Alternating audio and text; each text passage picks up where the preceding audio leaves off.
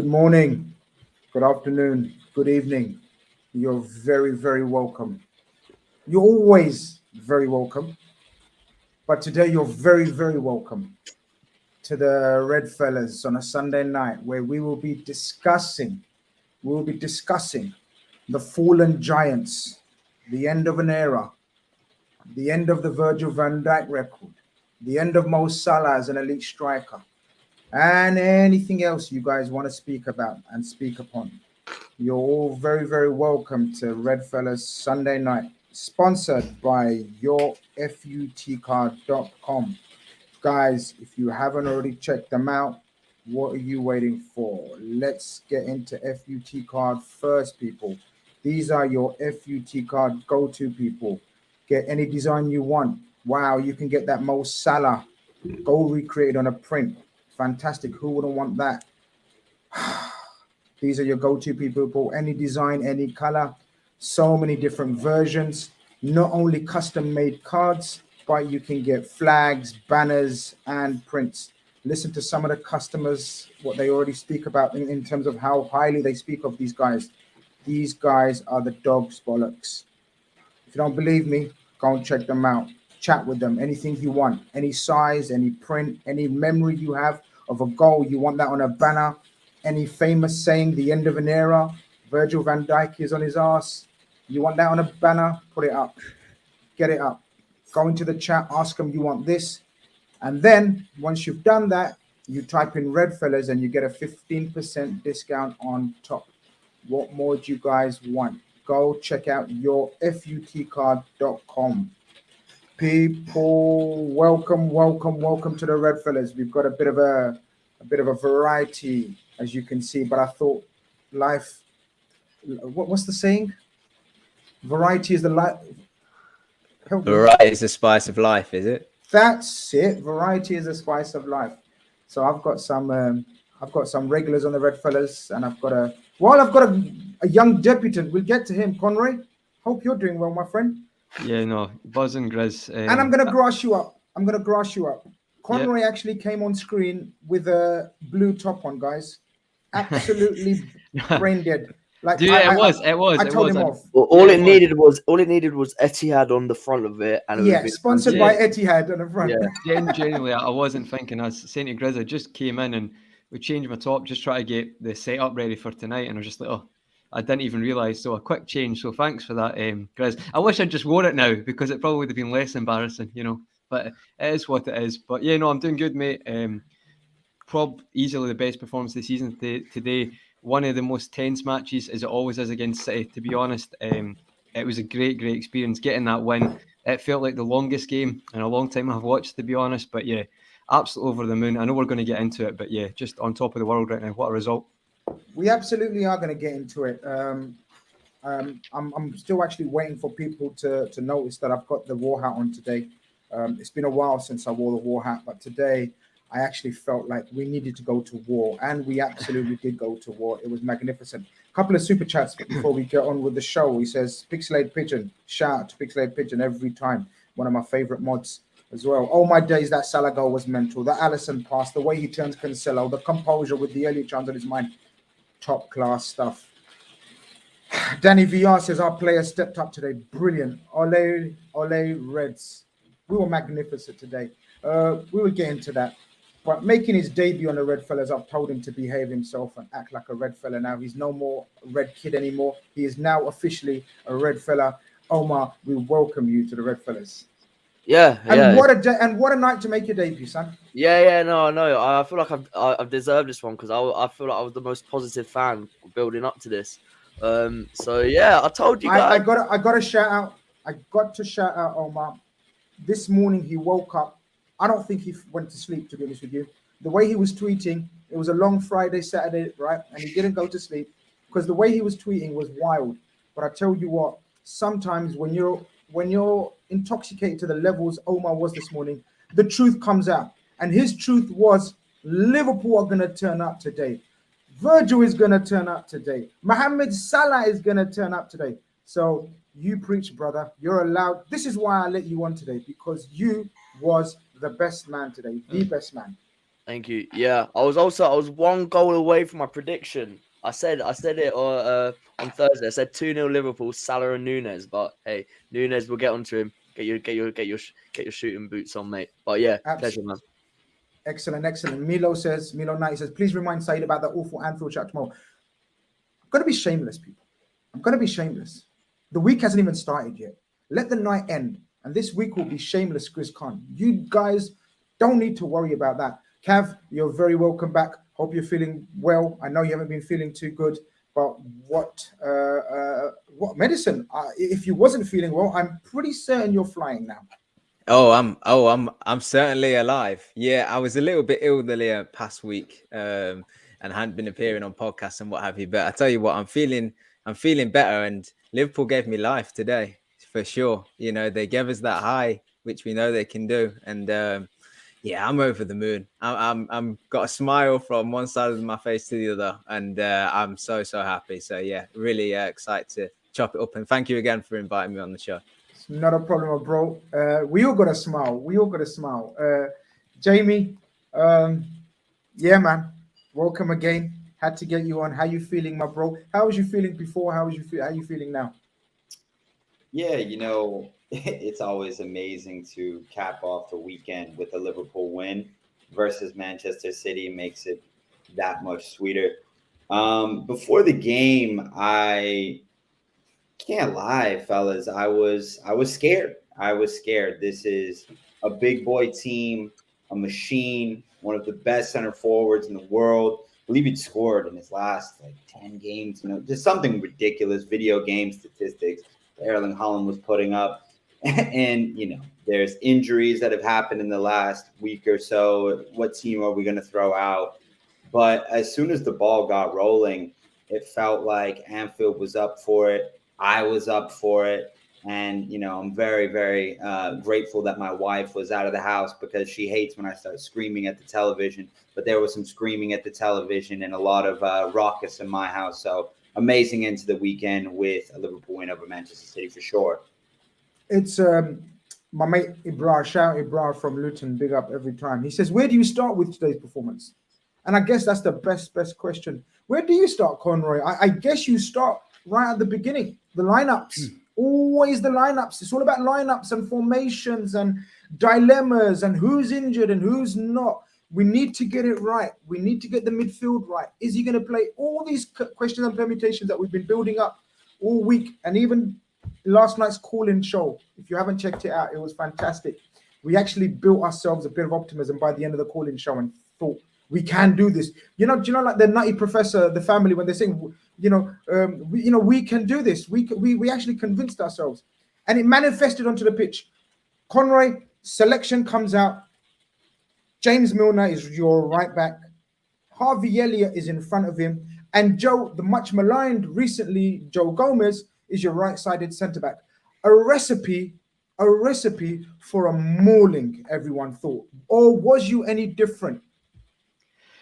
No, I think I've got to be honest. Gomez, I'm okay with Gomez. I think the Napoli performance, it was a one-off. I actually think out with those games, he was being reasonably okay, and I feel like his athletic ability, he showed today, his speed would be fine.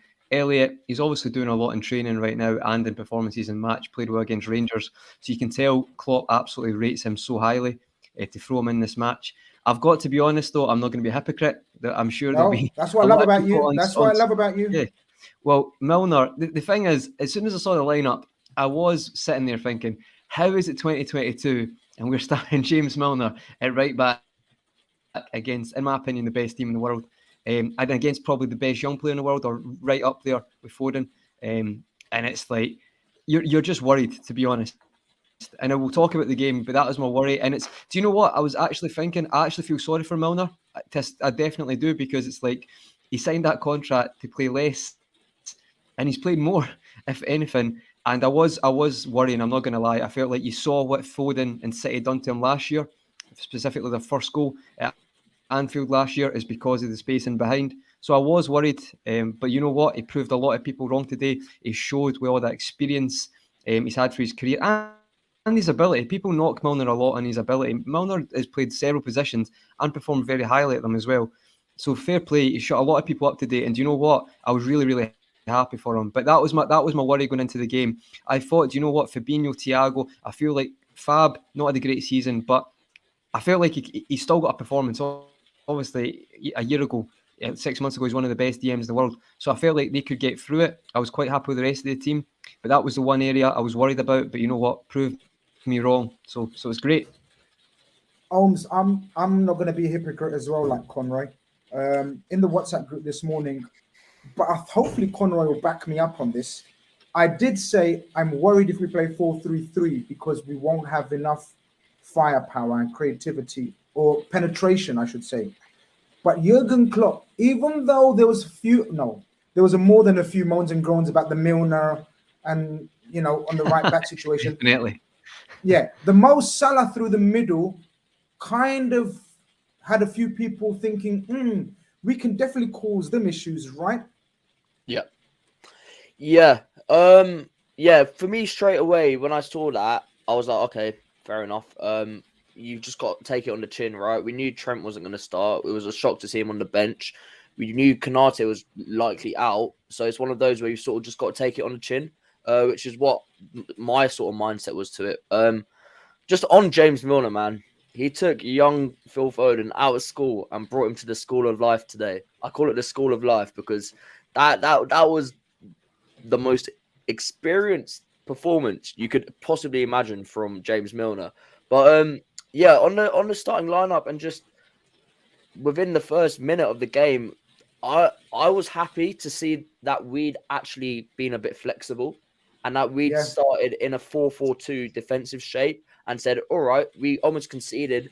We went half court against Man City, conceded the ball to their centre backs. And we were just like, all right, you can see the game plan straight away. We're going to try and hit them on the counter. And it took a few minutes to get, like the commentators said, we didn't, Gary Neville was like, we didn't quite know our trigger points, when to press. But once we did, it was so hard for them to sort of break us down.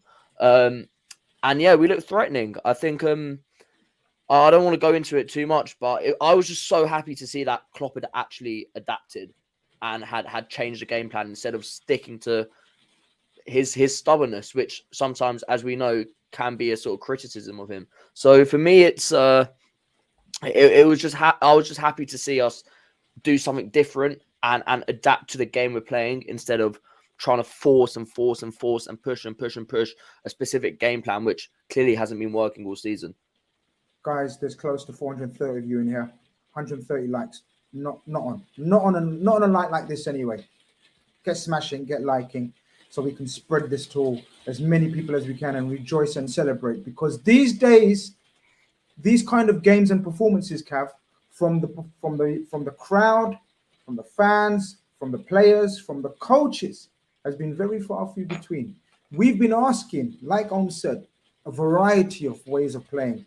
Klopp, open up your mind, let go of certain loyalties. He dropped the skipper, Cav. I don't think it's going to be unnoticed in a massive, huge game like this. I was convinced that Henderson would start in some capacity. That was a huge call. We're going to go on to individual performances, but young Harvey Elliott, my word. And then obviously the other young man, James Milner. Keith often says we have to mention his age at least 15 times a show to get through. 30, how old? 36. 36-year-old James Milner. Just a few of the individuals. We needed something different. The crowd was up for it. The fans were up for it. The players were up for it. And it looks like Jurgen Klopp, obviously we'll get onto it, was up for it as well. Yeah, absolutely. Like we've been labelled as predictable. People have criticised Klopp with being loyal, a bit stagnated in our approaches, in our attacks and stuff. But that all changed today with everybody's, Klopp and his coaching team set up. I mean, I must admit, I was looking at that lineup when it come out and I didn't know if it was a 4-3-3 with Elliott, Fabinho and Thiago as the midfield and having Firmino up top, Jota on the left, Salah on the right, or whether it was still the 4-4-2 and having Salah up top. Now, as it turns out, it was the 4-4-2, 4-2-3-1, call it what you will, with Salah playing up top. But the inclusion of Elliott over Henderson was a surprise for me because although he's played well and he deserves to be in there on merit, it's a big occasion. And, you know, I thought that maybe this kid, for as good as he is, might have been a bit overawed by it.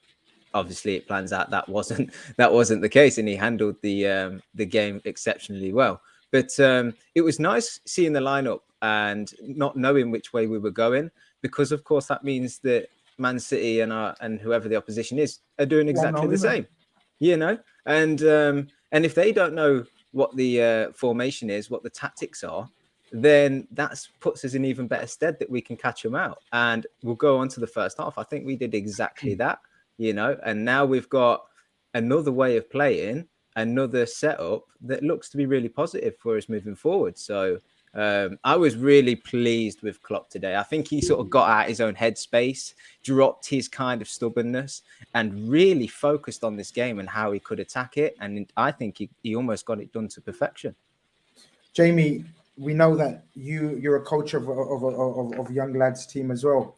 What would you have said to Harvey Elliott today, you know, stepping on that pitch? Because he's played big games. He has played big games before.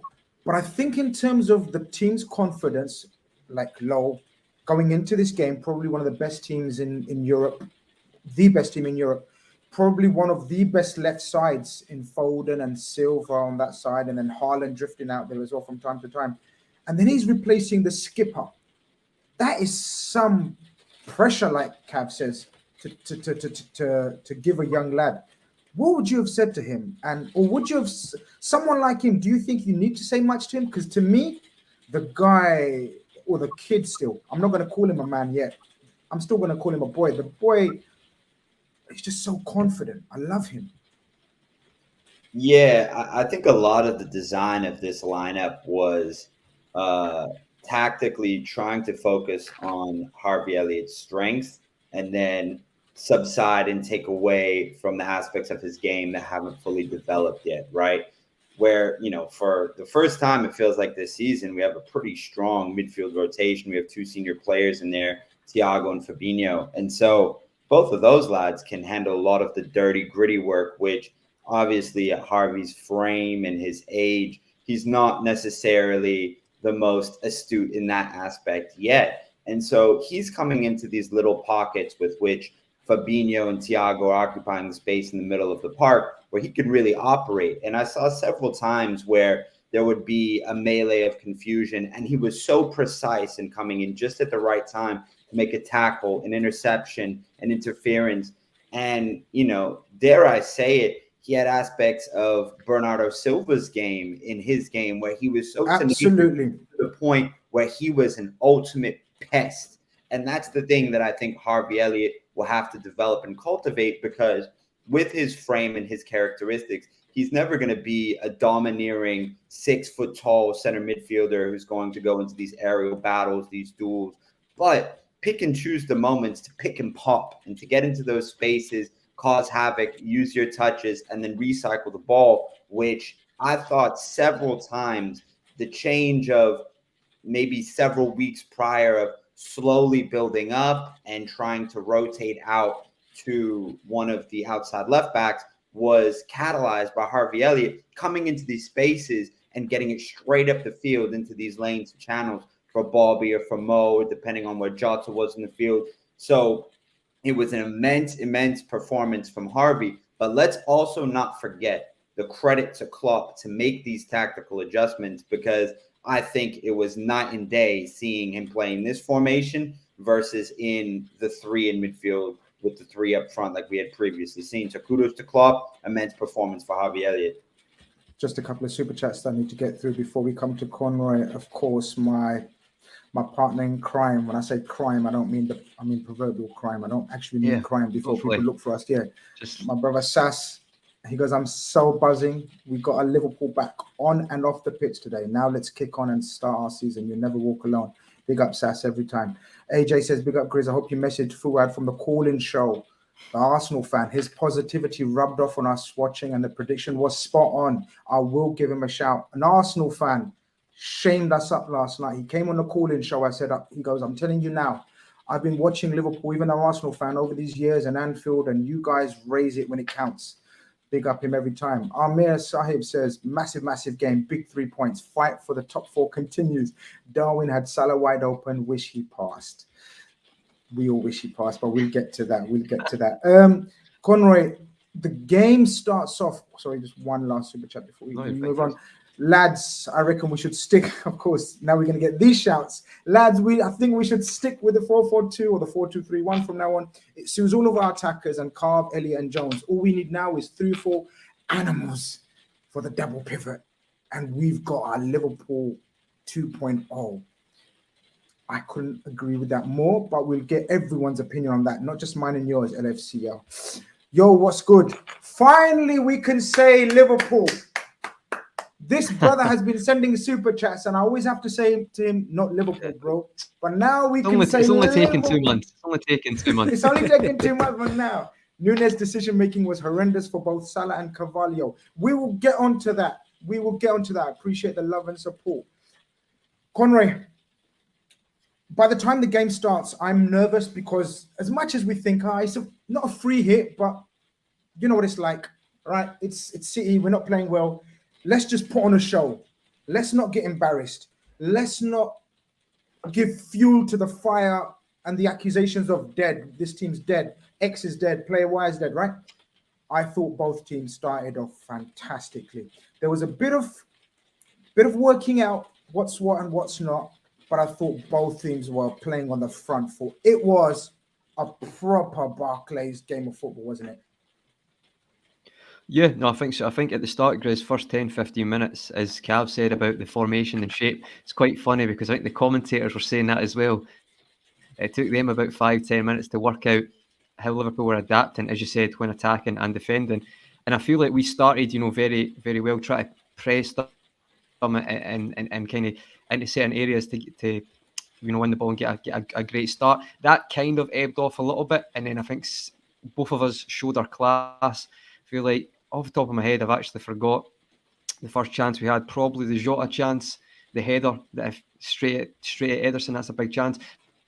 But you felt like the cohesion between the team was good. Obviously, I'm going to say this, but it's just a quick one. I think Robertson coming back helped with that as well down that flank.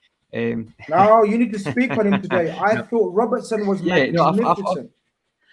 That definitely added to it. But I wouldn't say we're cutting edge in the first half, Grizz. I feel like we're getting to the right area. Is everyone all right with my Wi-Fi, guys? Yeah, all good. Is it just me or is Conroy's Wi-Fi in and out, guys? It's a little bit glitchy. Conroy, maybe come in and out, Conroy. Just try popping in and out, maybe. Yeah, I'll come in and out. Well, yes, that's fine. I'll come in and out and then just go on, let's carry on. It's okay now. It seems okay now. It seems okay now. Okay. Go on. You hear me now? All right, okay. Yep. So, I think we started well, but then obviously I think City, when you've got the players like De Bruyne, Bernardo Silva and Foden, Gundogan, quite an underrated player for me as well. You could just tell when they got an opportunity, I think it's KDB's cross and Haaland gets the header, they just reminded us how dangerous they could be. So I agree, guys. It was like basketball. No, I wouldn't say basketball at times because there were spells where it was a bit more patience build up, but it was like two teams showing their class in the first half for me. Thought it was intense, not pardon the pun of a Pep Linders book, but I thought the first half was very intense to watch and from the players as well. Thought the intensity and the overall importance of the game. It felt like a title decider. I know that sounds a bit mad, guys, because I think we'll all admit we're not in a title race. That's what it felt like, the importance of the game. So, the first half, as you would say, as Conte would say, I just want one weekend of normal Barclays, but it wasn't. It was a superb game. I'll go and sign out and come back, Grizz, okay? Yeah, you're coming in, and hopefully that will clear it up. Ohms, Yep. I wanted to talk about sort of the start and the tactical setup. I think Jamie was saying, or one of you guys was saying, or I think it was Cav, we didn't know how we were going to actually set up. We saw the personnel, but in terms of until they actually start playing, we then realized Mohamed Salah is the central striker and Bobby Firmino is an absolute pest when it comes to disrupting the passing lanes into Gundogan and Rodri. That was key, wasn't it? Because I was worried we're going to just use Bobby as the central pest, but not have enough threat in behind to make them think. But we did. But saying that, they were picking off holes and spaces in our midfield as well. It was a proper top level football, wasn't it? Even from a coach's aspect.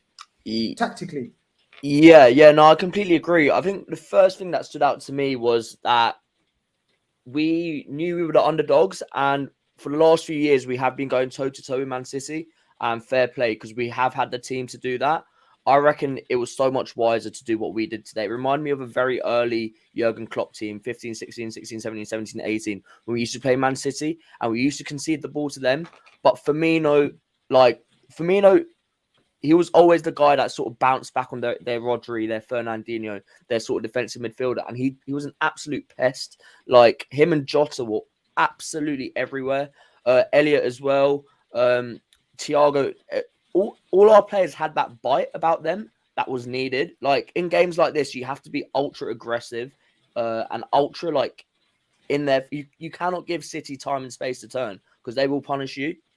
And we did not allow that to happen. We were there. As soon as they got the ball, we were bang there in their face. And yeah, for me, every time that ball did go behind Salah and Firmino, like, we were straight coming in from all angles. You had Thiago from one side, Jota from the other, Firmino from another. So I really love that sort of aggressive aspect. And we won the ball a lot. And for me, just the first half, the only thing that was missing was that final ball where sometimes... And it worked once to Harvey Elliott, where we got it out wide and he sort of fumbled it. But what was missing was that sort of, when we won it, the composure to then say, all right, we have the ball now. We have to go quickly. We have to pick out and execute the right pass, which, hey, in the second half we did. But that was the only thing that was sort of missing from our performance, I think, in the first half. And yeah, man, like City, from their perspective, they played with Cancelo and Foden as sort of their wing backs and had Gundogan, De Bruyne either side of Haaland. Well, And then I wanted to come on to that, and I want to get Cav's opinion on that aspect. Sorry, from the City tactical point of view, but it affected us as well, and of course it affected us because we had to counter it. What I noticed was initially Silva started off on the right, and Foden started on the left. Gundogan and Rodri, and then it was KDB behind Haaland, which is how they've been setting up.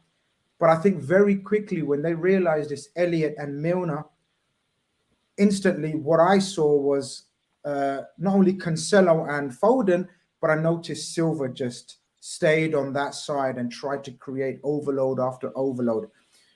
How did you think we managed that situation? Well, sorry. Yeah, I just think what really surprised me about the start to the game was that I felt that Liverpool defensively have been quite weak this season, and for us to get something out of the game, we would have to throw the kitchen sink at it, go all out attack, create chaos. But actually, what really surprised me was that when Man City, the first 5 minutes was a bit end to end and it was brilliant. But after the 5 minutes had passed, Man City kind of got hold of the ball and started passing it around their defense as they do. And they tried to quieten the crowd. But when Liverpool were winning the ball back, they didn't necessarily jump on the opportunity to counter-attack. They were a lot more measured and a lot more controlled. I think back to an occasion where Firmino was winning the ball back off of Rodri. And it was like Salah was so open and I was screaming at the telly to switch it over to him. But actually, he just played it back and we just recycled the possession through the defense.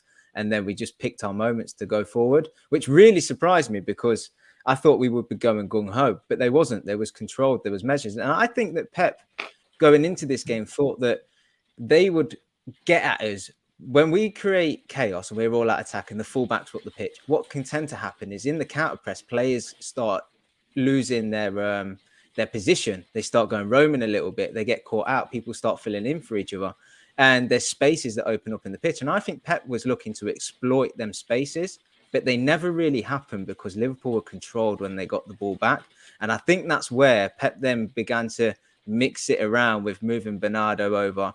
I think for a large portion of the first half, you're actually seeing De Bruyne kind of really high and wide, which is not where he wants to be. We think of De Bruyne, and the first thing that I think springs to a lot of people's minds is that real deep cross, from the right-hand side into Haaland and stuff. He only managed to do that, I think, once in that first half. So Pep looking at the lineup and then seeing as to how we reacted when in our press and when we got the ball, he suddenly started to change people's positions around, thinking, actually, this isn't quite what I expected from Liverpool.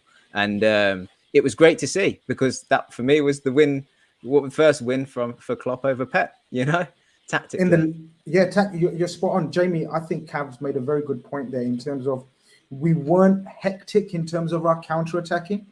There was a couple of long balls, but that's expected because Man City are equally as good as us. Obviously, this season, much better than us in the press. Like, Man City are an elite pressing team. People forget that aspect of Man City. Everyone talks about the pretty triangles they create and the technical ability. But when you add the fucking intense pressing, especially the likes of KDB, Foden and Silva, especially, like Rodri must have won.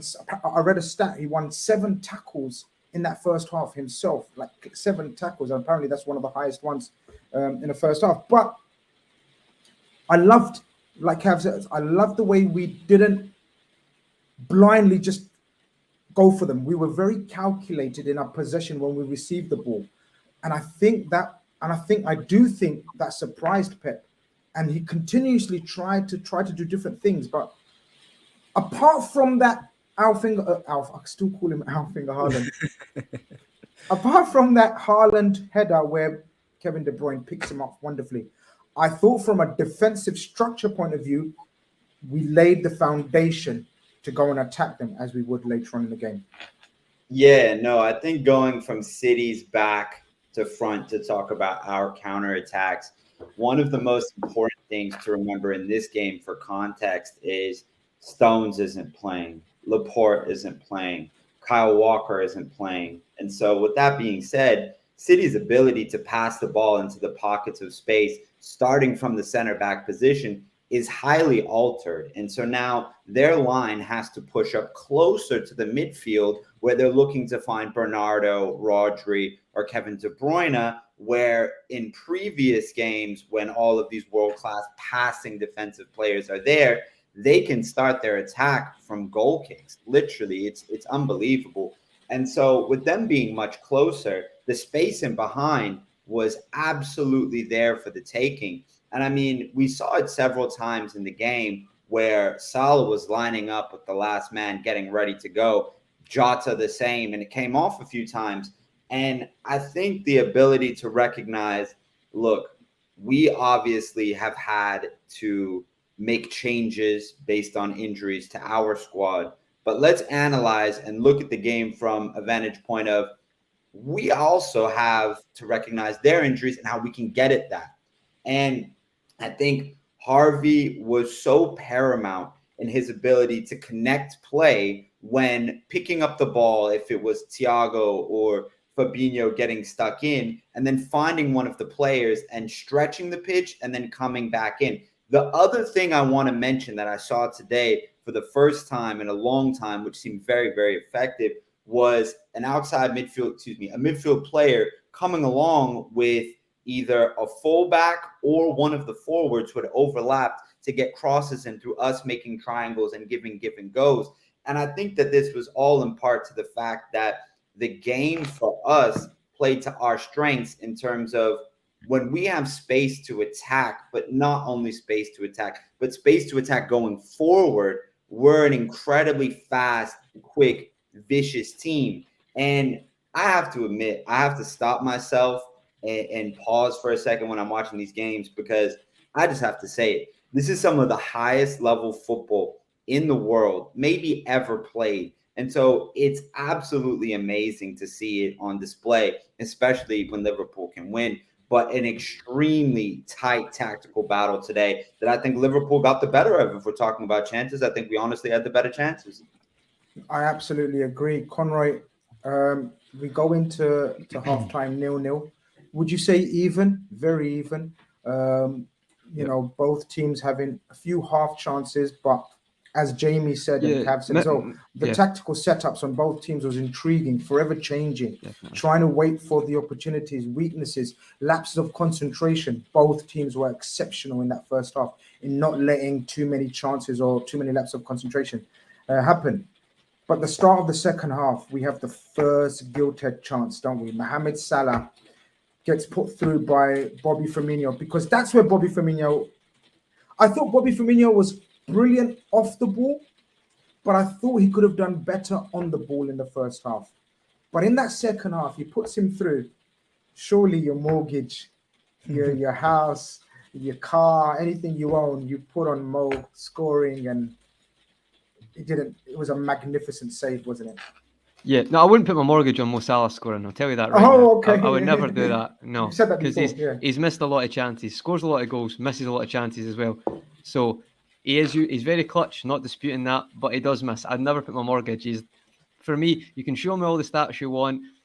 I'm still always 99% sure when he's through on goal. For me, in hindsight though, it's a top save. At the time, I was fuming. A bit like Cav was with Firmino not playing the ball through when he had the chances. I was a bit annoyed with that. But then when you rewatch it, do you know what? It's a great save. Sometimes I think Ederson's ability, shot stopping, gets downplayed because he's not as good as Alisson at that. He isn't, but he is still a very good goalkeeper, exceptional with his feet. And today proved, I mean, that's a phenomenal save. That might be one of the best saves of the season, unless Alisson might top it later on in the year. But it's a brilliant save. And I've got to be honest, Grizz, I was worried we would rue that, because as much as you want to speak about we've created lots of chances this season, that's not been a prominent feature. And I was worried against a team like City, who can hurt you in second, just like can be ruthless. I was a bit worried we may rue that. Thankfully, that never occurred. But yeah, it's an exceptional save. And we've got 2 1-on-1s, thankfully. Just to add as well on the point, Grizz, because I know you want to move on now. I also think Klopp playing Salah higher up, it was really, for the first half and second half, you could see that we did mix it up. We tried to play short, but we played the long passes as well. And I think with Salah being there, he knew he could get at Ake, mainly Ake's side, but you knew we were trying that ball a lot, and you knew we would have more success against them if it was maybe, Laporte or Diaz was on the park. Not Diaz, sorry, Stones. So I felt like again, that goes back to Klopp's original plan for that game. I thought that worked so well at causing the City's defence to be disrupted by, sometimes it wasn't even a great long pass. It could have been just, a straightforward long ball over the top, and it was causing a lot of problems. So I just wanted to add that point as well, Grizz. Holmes, we must discuss, I think, straight after that chance, they go up the other end and they score what is actually a given by the referee on the pitch, I believe, right, guys? It was not so it's given. Obviously, the players surround the referee and are incensed because they feel A, there could be a foul on Fabinho, or B, there could be a foul on Alisson. What did you think at the time it went in? Did you think just our luck? We've gone up the other end, Mo Salah, what's the chances of him missing that? And then they go up the other end and score. For me, because it felt really chaotic in the build-up, which it turned out to be, which was the Fabinho foul and then the sort of Alisson getting the ball, not getting the ball. My thought went straight to, all right, what's VAR going to have to say about this? I don't know if that's just a consequence of the footballing world we live in now. Yeah, but, it is. Yeah, your mind, even like Salah's goal, like as much as I was celebrating, I was like, okay, just please be onside, whatever. No foul on. Maybe you didn't hit your hand. Is that a handball? Is that? Yeah. So, but yeah, for me it was a foul. Like, and I've seen a few arguments say, oh, he wasn't like the goal was so much further on. Like Haaland's next action after that was him in on goal. So I think the correlation between that and his sort of foul is a foul. I know there was a whole argument about it looks so much worse when it's slowed down, but I still think it was a foul when it was played in full in like a live replay essentially. So yeah, for me that was a foul. The Alisson one, like the kick on Alisson, no, Alisson didn't have control, but the foul on Fabinho is a clear foul. Like you can see the shirt being pulled, and I know we were having this discussion just backstage, but I know like we have varying opinions on whether we thought the referee had a good game. I was with what Conroy was saying, which is I actually really enjoyed the way he refereed that and sort of let things go. And even what Bernardo Silva was saying after the game, I know he got a lot of like sort of slander, but what was Bernardo Silva saying after the game? He. Oh wait, hold on. How do players feel about the goal that was taken off of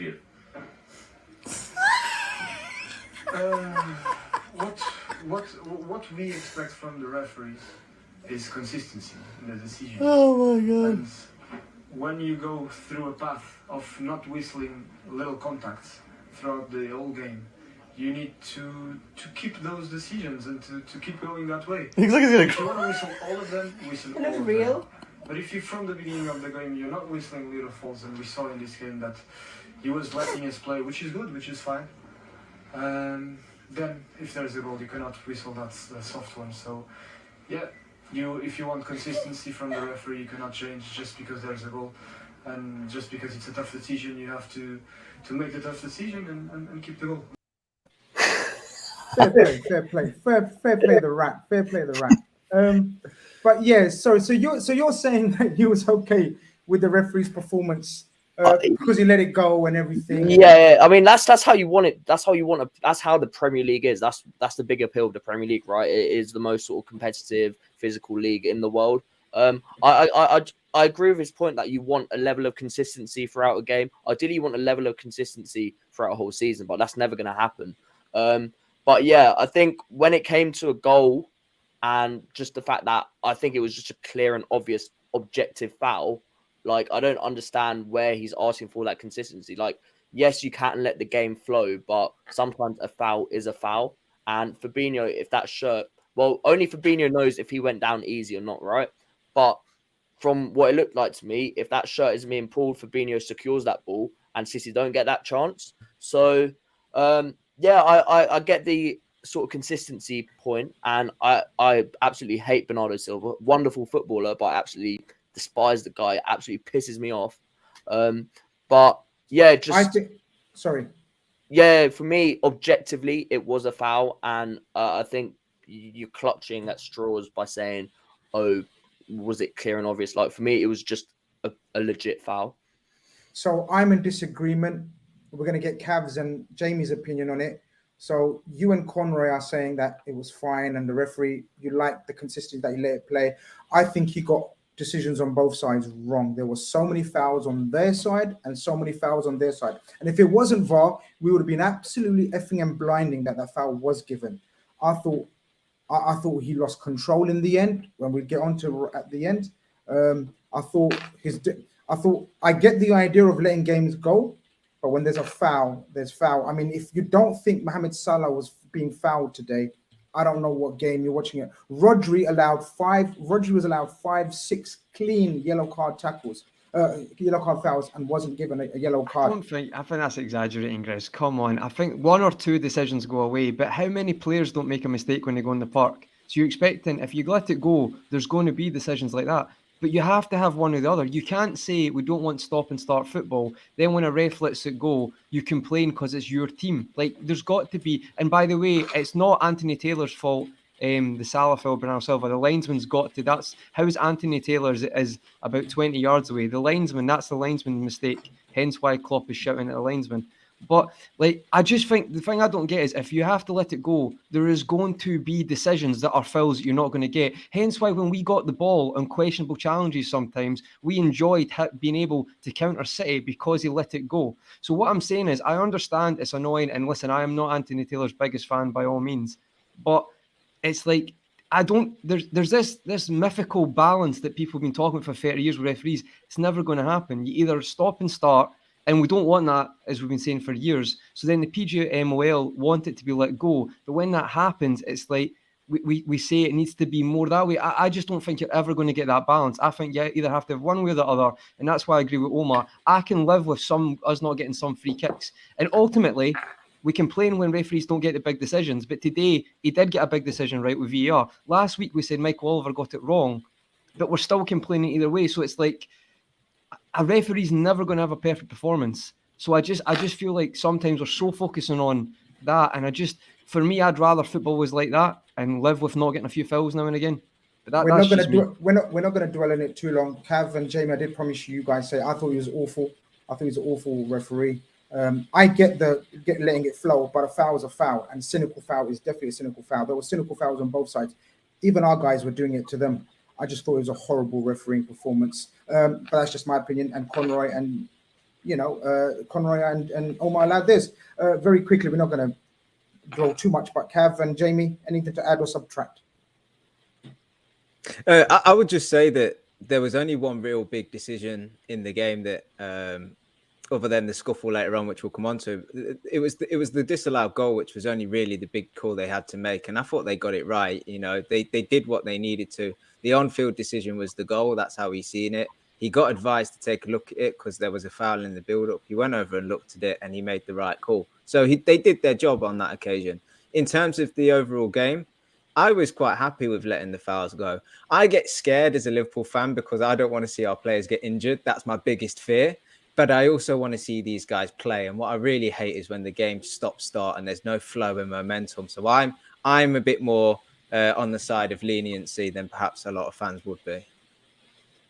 Jamie, anything to add on the referee debate, or shall we keep it moving? Up to you. I'll just go real quick. I just find it super ironic because Bernardo Silva's dead on in saying, look, if you're going to let these scuffles between Mo Salah, Khanage, Ake, Rodri go on, where it looks like they're both yanking at each other's shoulders in several of these occasions, and then you're going to blow then for the goal situation, the consistency argument would be that if you called it one way, you wouldn't call it back again later in the game. But the most ironic thing, and this is the quickest thing that I'll say on it, is normally City's tactics are to preserve themselves very well and go down quite easily. And then how quick the narrative for them shifts when they're able to put out a more juiced, stronger side where the tactics then slide into being a little bit more rough and being a little bit more aggressive. But for them, it just didn't work today. Thank goodness. And obviously we'll keep this referee debate pushing because they're just not very good and it's not going to change. Yeah, look, and Conroy's, to be fair to him, has always said that then it's not going to change. You know, that's the way it is. You know, we just have to kind of accept it. But, you know, it's always good to go on if you must, because really referees are boring. If you must, they are. But like, I don't think a footballer ever has had the complete perfect game, right? Remember, there's 23 people in that field. So like, look, I'm going to stop you because we know that. But then referees, we're not expecting a perfect referee performance. If someone has a bad referee performance, just like we call out bad player performances, we're allowed to call out bad referees. I just think they're way too protected. Not Conroy, but generally they're way too protected. And he's a horrible referee. And that was awful decision making, in my opinion. But the chat's 50-50. Some are thinking, no, it was fine. Some are saying it was horrible. And that's what the point of debate is. We move on. Yeah. But what happened was, as a result of that, that got the crowd going. And Pep must have thought, what the fuck have I done here? Why did I go mad here? I mean, because this was reminiscent of the Arsenal and Arteta. Do you remember Liverpool when a decision went and you could sense Anfield lift off? I mean, the next few minutes was the crowd was lit. And guys, you can't beat Peter Drury on commentary, can you? I mean, when he said this is Anfield, did any of you not have goosebumps? Gets you, doesn't it? No, because if you didn't, because I reckon only a robot like Haaland wouldn't have felt any emotions there. Like any normal human being would have felt emotions there. Even a non-Liverpool fan. I'm not joking.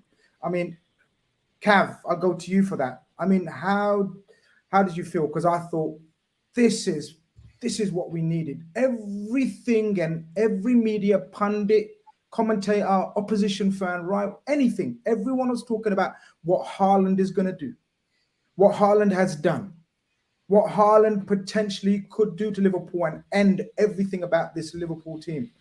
And yet they had forgotten our very own king of the Premier League for the last 5 seasons, Mohamed Salah. Mm-hmm. Yeah. That epitomized what we are. You know, when you think of Liverpool, you think of emotion, a raucous crowd, good goals, you know, the connection between players, fans, and the crowd, and it just banged. It just absolutely banged. You know, it was just like we'd had such a good performance, and I was so proud of our team performance up until that point. But then we scored that goal, and I was like, yeah, here's the heat now. You know, Indian Scout says my goosebumps has goosebumps. Yeah, that's a great way to put it. Great way. Yeah, but that's exactly what he did. That was the moment. You know, if we were in the title race still. It looks like a bit of a far-fetched. That moment right there would have matched the same goal that we scored against United a few years back. You know, that was the power of that goal, and it just.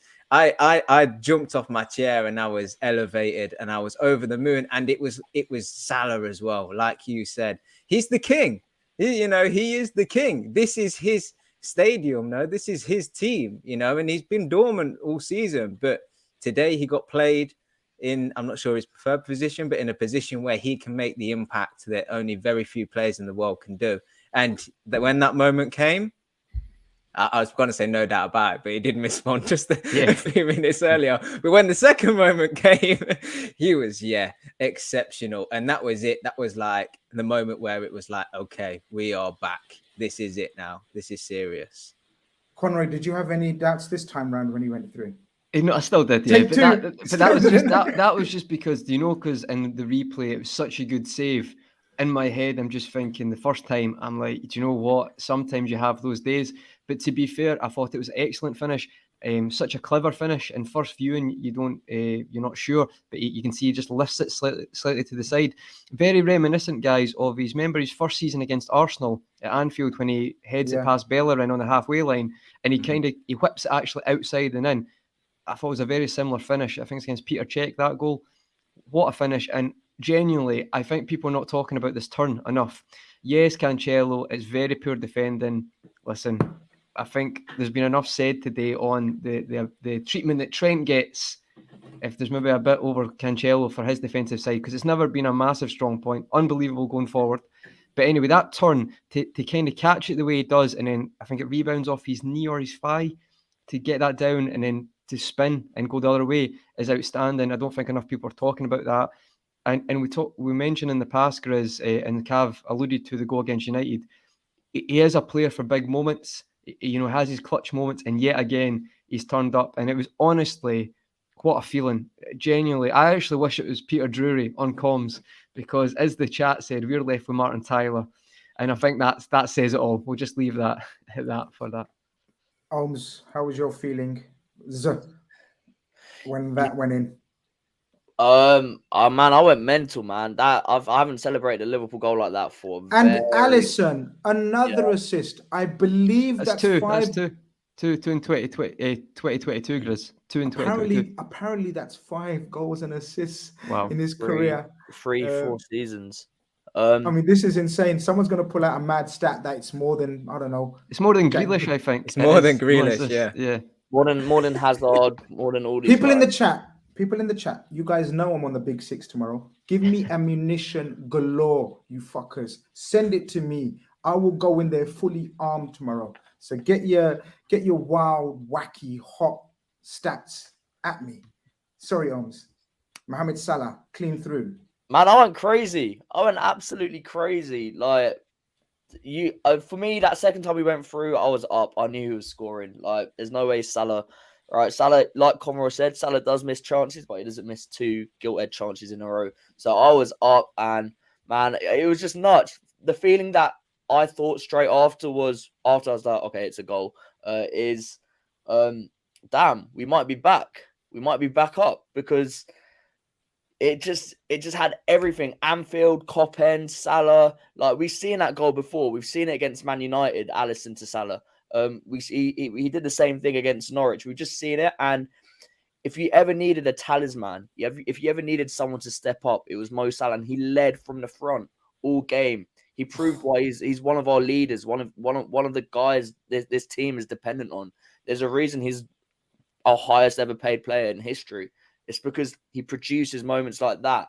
And yeah, it just I don't know if any of you guys remember a game. It was in the season 2009-10 season where we had a pretty bad start as well, and we played Man United at Anfield, and Torres scored a very crucial goal where he just sort of bodies Rio Ferdinand and drills it past Van der Sar. For me, it had that sort of feeling where, right, we need someone to step up. Torres stepped up then. Now Salah's stepping up now.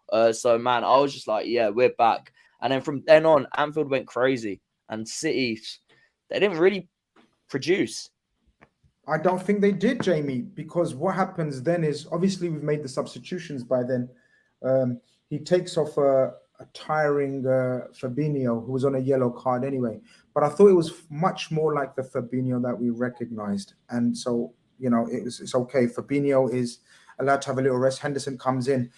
He brings on Nunez, Carvalho, I believe. Who else? Nunez, Carvalho. There's a triple substitution. Henderson. Yeah, Henderson, Carvalho, and Nunez. I think all three of them have an impact. And you know how we've been saying Klopp substitutions have made us worse every time this season. He got these ones right this time.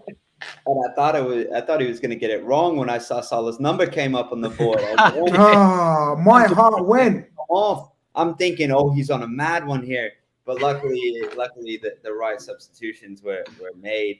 But I feel like Henderson coming in solidified a triangle between Joe Gomez, Virgil Van Dijk, and himself, where it was like Gandalf in Lord of the Rings throwing down the staff. You shall not pass.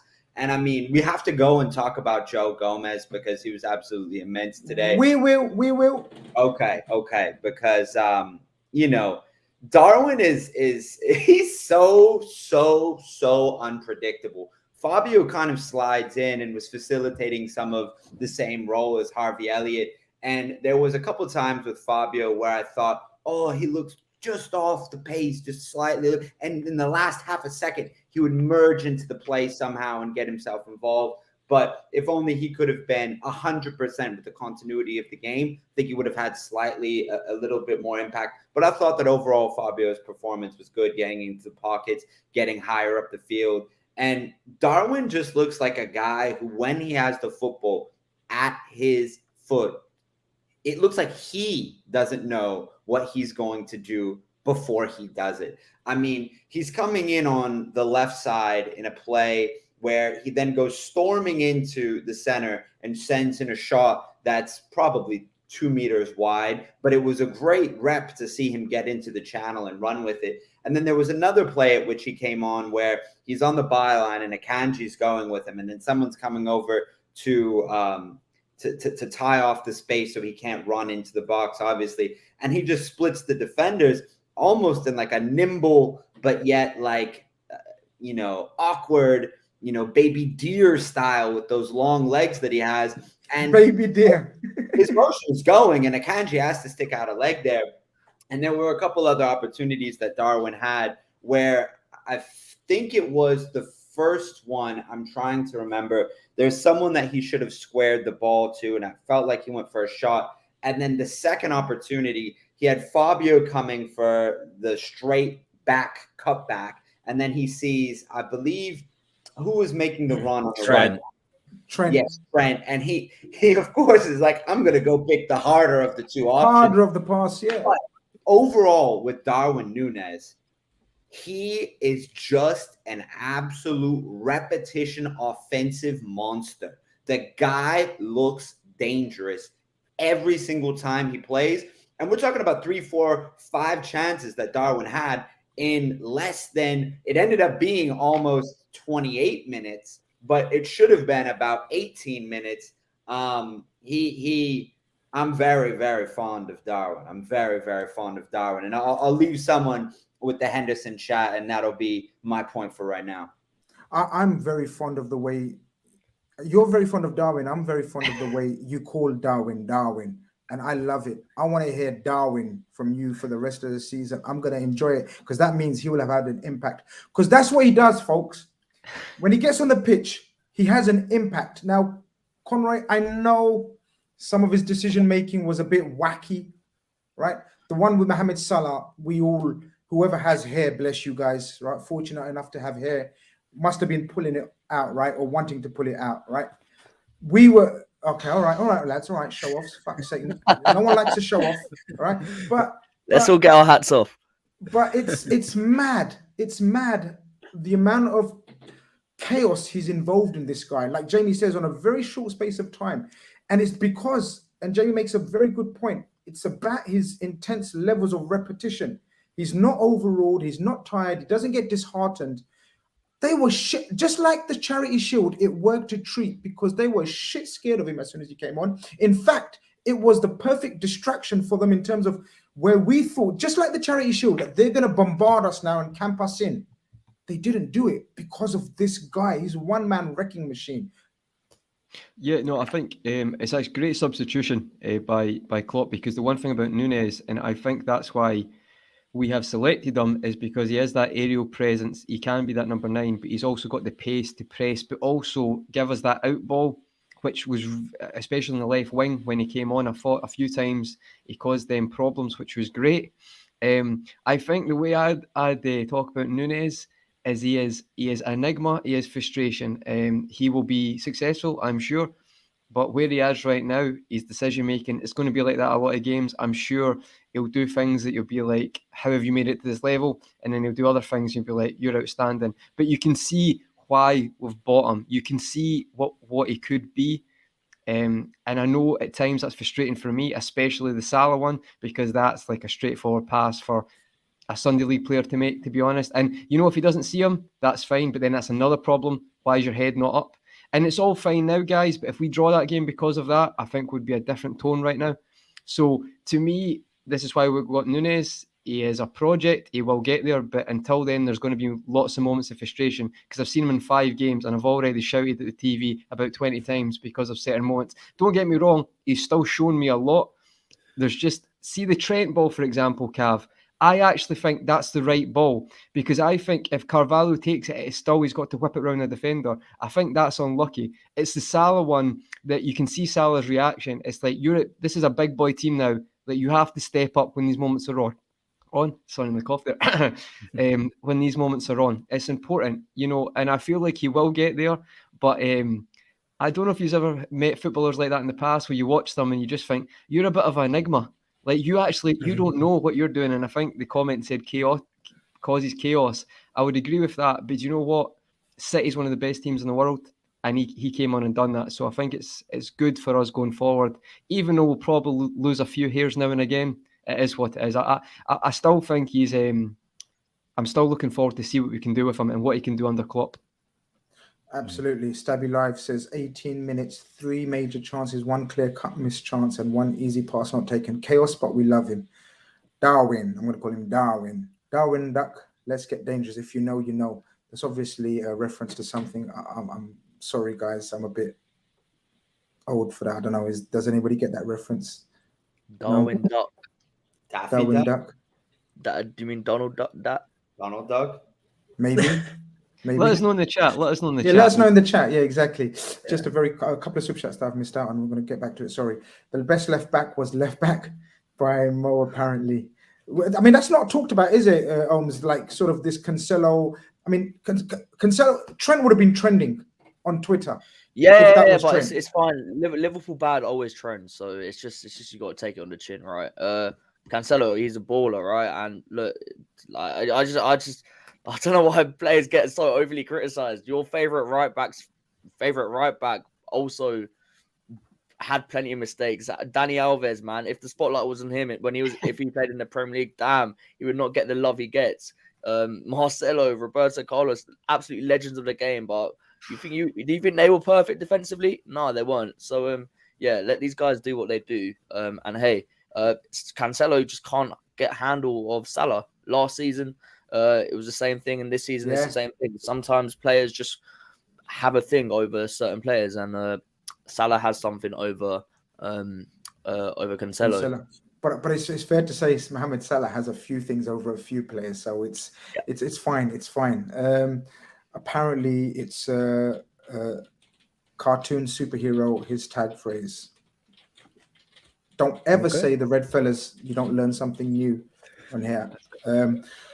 What do we learn? What do we learn new, Cav? What do we learn after that? I love our game management after that.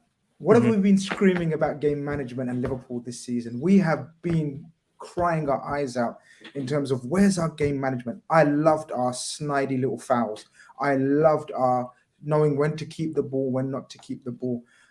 I just thought we played that last 15 minutes perfectly. Correct me if I'm wrong, guys. I don't think there was a clear-cut chance, so to speak. There was a shot or something like where it's an easy save for Alisson, I believe.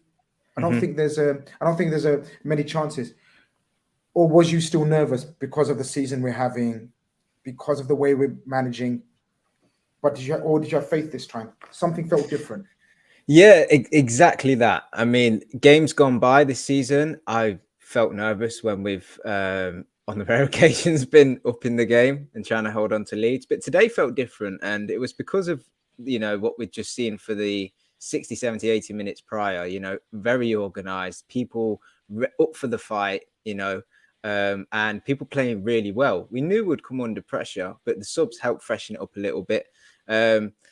But they never really created much after the goal. I recall Foden putting a really good whip cross in, which Rodri was just a few yards off. Surprisingly, Haaland wasn't in the box to kind of tuck it away, but it was an excellent cross. There was the ball in the box that was played into Haaland, but Gomez leaned on him, which is also really great little tactic for a centre-back to do when you know you can't beat your man in the air. He did that really well. And there was a couple of shots that sort of trickled across the ground. But yeah, we really got behind the ball and defended really well, limited the space for them, snapped into challenges as we'd been doing earlier in the game.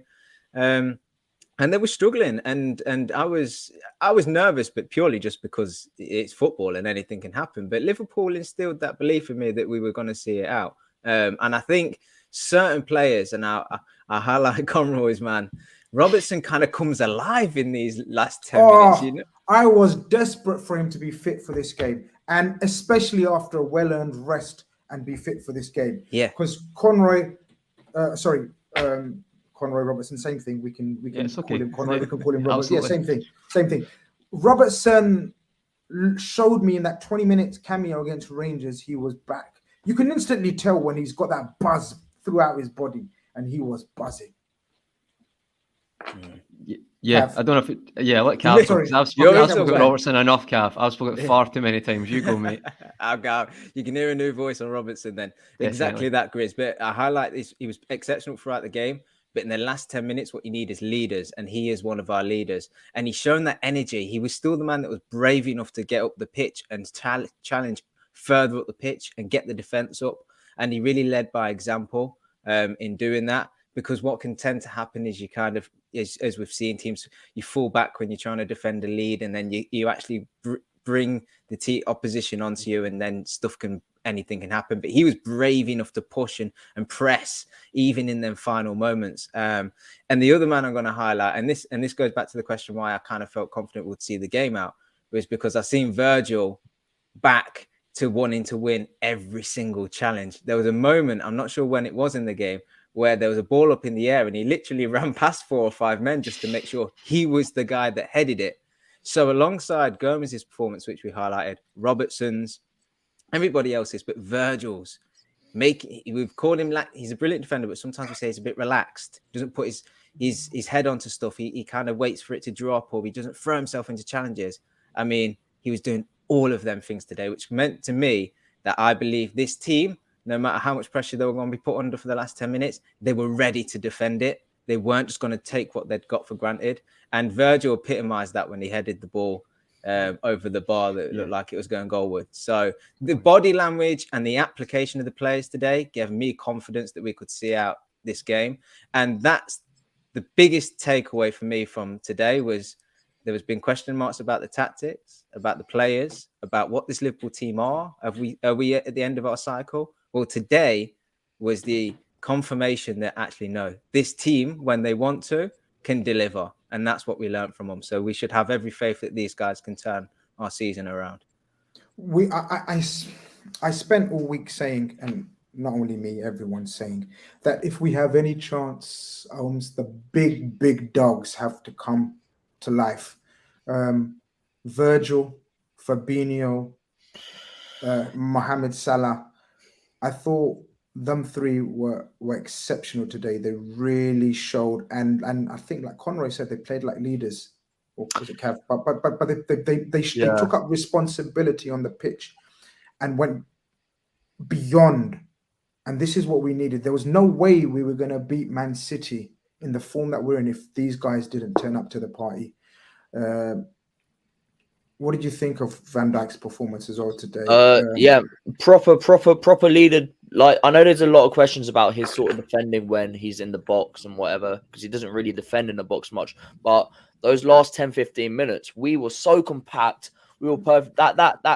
What isn't getting talked about enough is that sort of ball across that Haaland's in at the back post for a tap-in. And the way he gets back in to head it over the bar, absolutely immense. And look, you don't really see Van Dijk throw his body on the line, which he was doing, like be an absolute dog right up Haaland's backside, like constantly, like giving him absolutely no time. You don't see him do that, but bloody hell, when he does that, the intensity, everything, it sort of vibrates and flows throughout the rest of the team. When you see your Salahs, your Van Dijks, your Thiagos, your Fabinhos putting performances like that, it makes the rest of the team so much better. Like, the amount of like intensity and just grit we had today was so like pleasing and great to see. When we scored and they were sort of pushing the last 10 minutes, like, I felt comfortable because we were still at it. We were still in their face. We weren't giving them time on the ball. We weren't letting them come on to us. I mean, we did let them come on to us, but it wasn't like, okay, have the ball and just keep firing in crosses. We were still there. Do you know what it was? It was I thought we let them have the ball when we wanted to let them have the ball, if you know what I mean, in areas where we thought we're okay. And normally I've been very nervous when they get the ball, and any team would be, because the amount of quality they've got, if you're going to give them the ball, you're asking for trouble. I thought, and I can't remember, one of you made that point, I thought it was a tactical ploy. I thought we actually lured them in. And we know Man City love to play that high line. And in fact, the chances that we did create was because of their high line and us getting in through them quite a few times. So I think that was very, very tactical and meant to be that way. But Jamie, so go on, like, yeah, no, I completely agree. And we sort of, it was that sort of vintage Jurgen Klopp, or like his early days where, yeah, we couldn't go toe to toe with them, but we hunted in packs, and the amount of chances through the likes of Nunez, Carvalho, that we were still able to create, really. We could have gone 2-0 up at any stage in that last 10 to 15 minutes as soon as we scored. So it was just that desire and the sort of, we almost made this game a big event. It wasn't just another game. It was like, we're going to put absolutely everything into it and make it our day. And that's how it felt. It felt like a proper,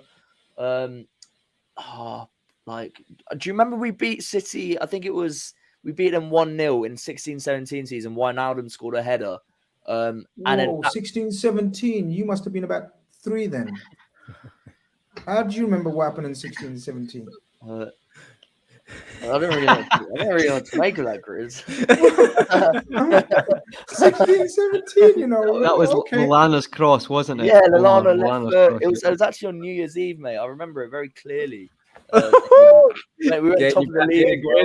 We went top of the league as well. I remember it absolutely clearly. It was the same. We were hunting in packs. We were at them. We gave them no time on the ball. We were the team that looked like we wanted to win. They were a bit slack. Like, they gave us time on the ball. They gave us time to do what we did. So yeah, it was just that sort of aggression that we needed to make it a big event for us to get 3 points and get the season going. We needed to make that happen, and yeah, we did. Aggression, Jamie. Aggression, and I love my segues, even though I say myself. You know, I love the way I segue into stuff. Conroy, I'm serious. I love the way I segue into something. You know, I know. Listen, Grizz genuinely does have hosting skills on next level. No, I'm joking. I'm joking. He knows what he's like. I'll put this in 1 hour 15. This is where this is going. No, but he doesn't need a hype man, Conroy, by the sounds of it. So. Omar mentioned aggression, right? And one of the key criticisms of Joe Gomez's performances in recent times has been his lack of aggression. So we talk about Joe Gomez having the physical speed attributes, very good on the ball, but we often say to play centre back alongside Virgil, who often is said to not be the most aggressive as well, even though he can't be today, and he was an absolute fucking monster today. But normally we associate the partnership to be one reader of the game, the distributor, and an aggressive man, front foot, old school Jamie Carragher, Martin Skirtle type front foot defender.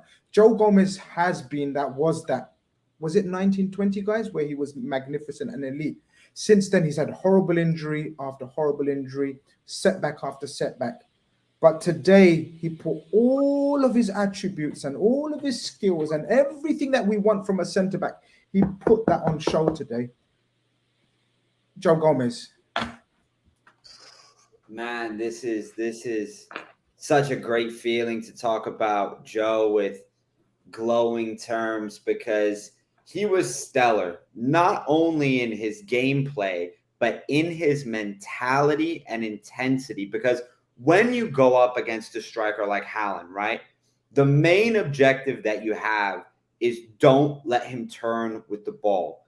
And the principle is the man can go or the ball can go, but both cannot go together.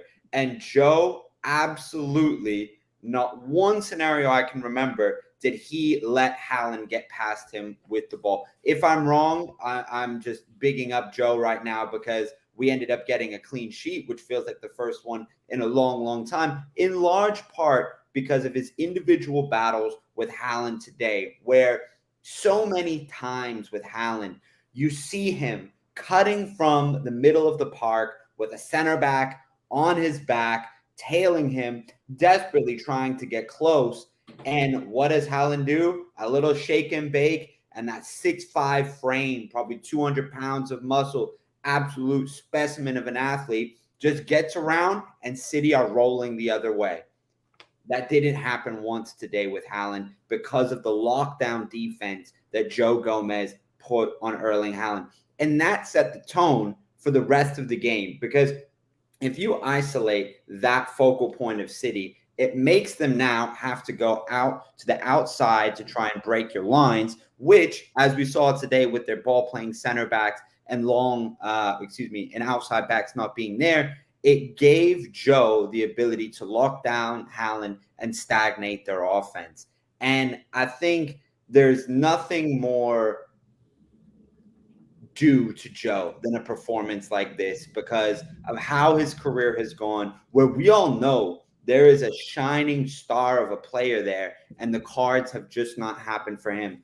I hope for Joe, and not only Joe, but Liverpool, that this performance signals how the energy is about to shift. Guys, have a moment or two on Joe Gomez, please, if you may. Conroy can start. Yeah, no, I thought it was, I think Jamie summed up really, really well. Wise words and great analyst as always, Jamie. I always love Jamie's tweet after the show. It actually makes me feel good about humanity. It's such a good, positive outlook. But on Joe Gomez, I felt like he played with a point to prove today, because the Napoli performance was a disaster. It genuinely can take you from being a top 6 team centre-back to, low level Premier League. It was that bad a performance. And I feel like today, he had a point to prove. He played well at right back, but I wouldn't say the jury's out on him at centre back, but it was Lovren-esque against Napoli. It was like Lovren against Spurs. It really could have been a damaging moment in his career. And today he looked like, do you know what? No, this is the level I can play at. And he stepped up. And I think, as the comments have said, and we have said, the athletic build and ability he's got, it does help. Like we talk about how good it is to have that pace with Khanage as well. I think today, especially, how we're such a good unit. I think Gomez was outstanding, and I think he played with a point to prove. I was so happy for him. It could have been easy for Van Dijk to get man of the match. You mentioned what do you call it? Milner, who was outstanding. But the fact that Gomez got man of the match, I thought was absolutely brilliant and a great achievement. But I won't go into the details too much because Jamie summed it up really well. But I think he went off a point to prove. And he's absolutely smashed it, because now what's going to happen is when Khanage, Matic comes back, there's going to be a question now who starts at centre-back, especially with Trent, getting on for the last 5 minutes. So that's all I can say is that is due to Joe Gomez. So well done, mate. You're superb. Anything to add, Kev or Omar and Joe Gomez? Just like the team, need to. If I was speaking to Joe Gomez right now, I'd say, right, that's the marker. Now let's push on. Let's get consistency in. Right, absolutely sublime performance by the team, by you. But now this is where the season has to start. We have to push on. We can't go back again. Yeah, and I would just add that I think that him and Virgil have quite a special relationship. We've seen it in the title-winning season. We obviously have great centre-back options in Matip and Khanage as well, but I feel like with Virgil, I think he trusts Gomez, that when Virgil and him played, that Virgil can actually be the one that does step out and moves closer into midfield and tries to win headers and that first ball. And he trusts Gomez that will cover in behind. And I think that's because of the pace of him.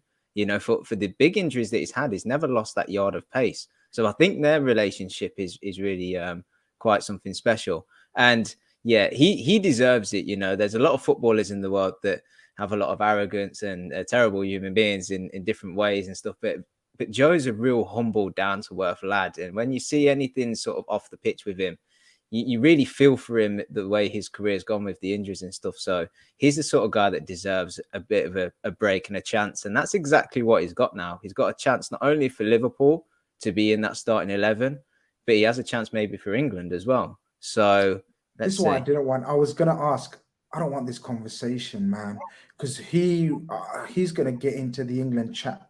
I don't know. We're being selfish, right? We're being selfish, right?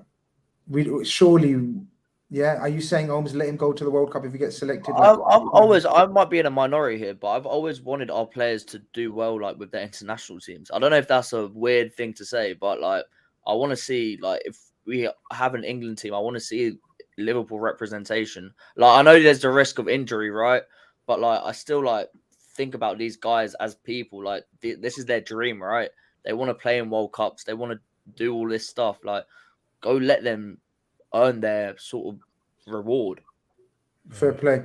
Tres Fresh says, appreciate it, super chat. He goes, Joe needs to start at right back. The team looks better. I think the team looked good today. I mean, look, whether he's right back, whether it's centre back, we saw Trent make a earlier than anticipated return to the team, which is good news.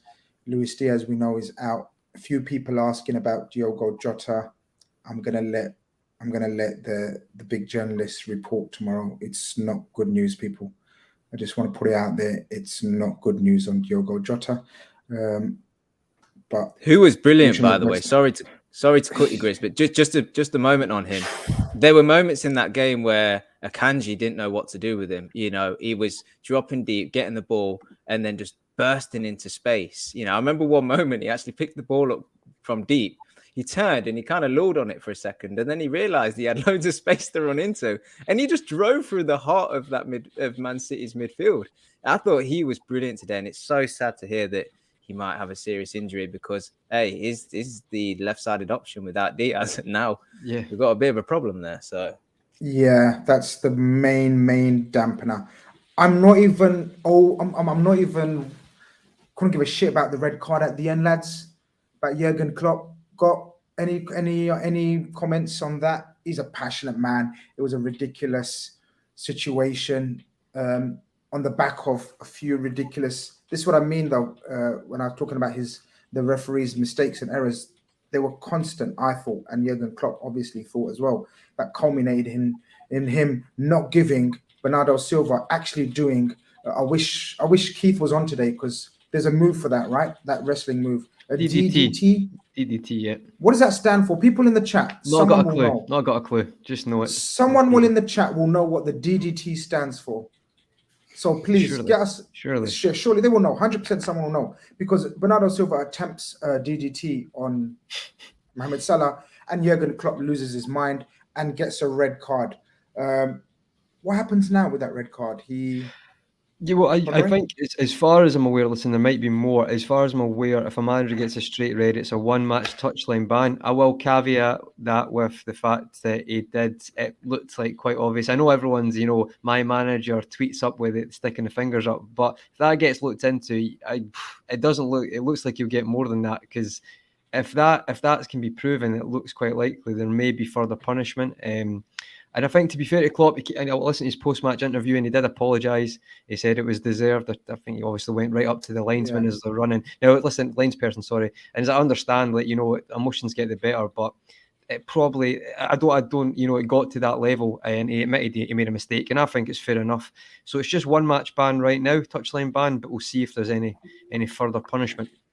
I think he does probably. He may, especially with that. You're right. You pointed out that thing he done at the end there. DDT is a wrestling move where you headlock the opponent and drive to the floor, falling backwards. That was exactly what you done.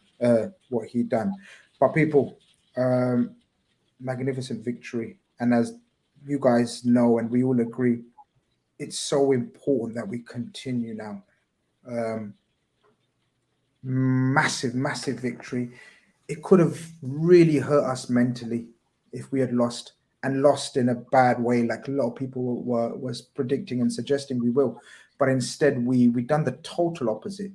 I thought in the end it was a very dominant display, guys. We get the nerves. We all were nervous. We know what Man City can do on the ball.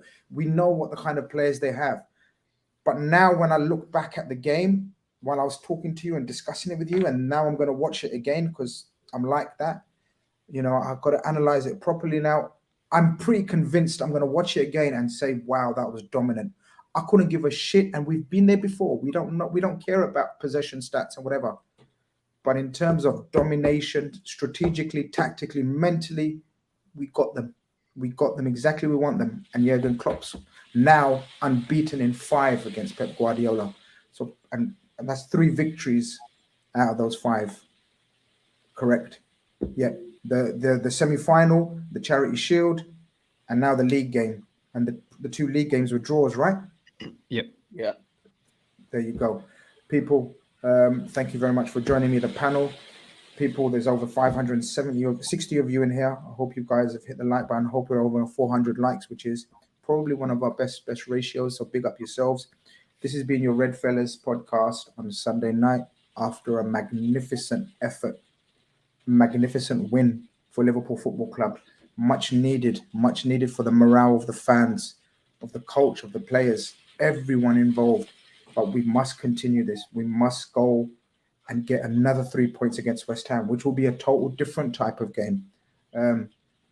We have a few injuries now. But what we've shown today is that Liverpool ain't dead. Liverpool ain't going anywhere for the foreseeable future. Thank you very much, people. Over and